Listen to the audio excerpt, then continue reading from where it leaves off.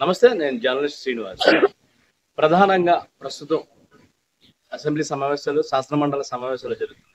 అయితే శాసనమండలిలో రాజీనామా చేసిన ఎమ్మెల్సీలకు మోషన్ రాజు కొరకరాని కొయ్యగా మారారు. దీంతో ఆయన్ను మండలి చైర్మన్ నుంచి తప్పించేందుకు పెద్ద ఎత్తున తెలుగుదేశం పార్టీ ఆలోచన చేస్తుంది. ఇప్పటికే తెలుగుదేశం పార్టీలో ఉన్నటువంటి ఏదైతే సంఖ్యాబలం ఉందో ఆ సంఖ్యాబలం రోజు రోజుకు పెరుగుతున్న నేపథ్యంలో, అదేవిధంగా వైఎస్ఆర్ కాంగ్రెస్ పార్టీ నుంచి ఇప్పటికీ నలుగురు రాజీనామా చేశారు. ఈ రోజు తాజాగా మర్రి రాజశేఖర రెడ్డి కూడా రాజీనామా చేయడంతో మరొక ఆ సంఖ్యాబలం 5కు పెరిగింది.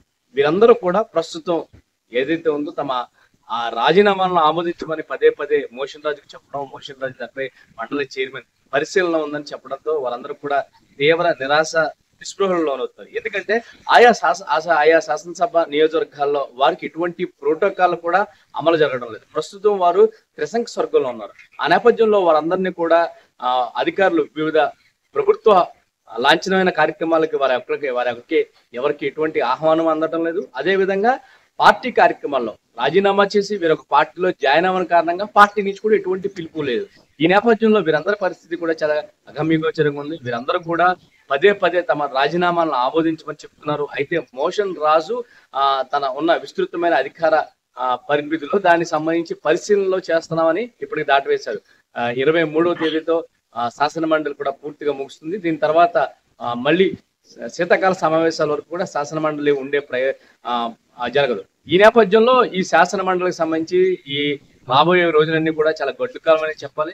ఎందుకే వీళ్ళందరూ కూడా ఇప్పుడు పట్టుబట్ట జరిగింది. ఈ రోజు కూడా తమ రాజీనామాలను ఆమోదించమని వారు కోరుకోవడం జరిగింది. దీనిపై పరిశీలన జరుగుతుంది. పూర్తిగా కూడా పరిశీలన చేసిన తర్వాత దీనిపై ఒక నిర్ణయం తీసుకుంటామని మోషన్ గా చెప్పడం జరిగింది.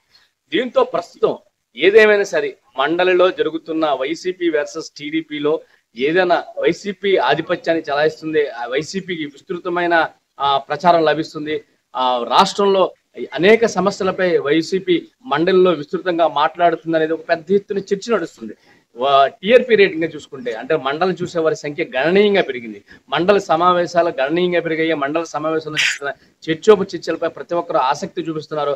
అనేక ప్రజా సమస్యలపై మండలిలో సుదీర్ఘమైన చర్చ నడుస్తుంది. ఈ నేపథ్యంలో మండలిలో వైఎస్ఆర్సీపీ సభ్యులందరూ కూడా వివిధ అంశాలపై గడిచిన 9 నెలల కాలంలో ప్రభుత్వం తీసుకున్న వివిధ అంశాలపై అనేక సందర్భాల్లో ప్రభుత్వం ఇరుకుని పెట్టే ప్రయత్నం చేశారు. ప్రభుత్వం సమర్థవంతంగా తిప్పికొట్టే ప్రయత్నం చేసినప్పటికీ అనేక సమస్యలను ప్రజల దృష్టికి తీసుకెళ్తున్న వైసీపీ సక్సెస్ అయింది.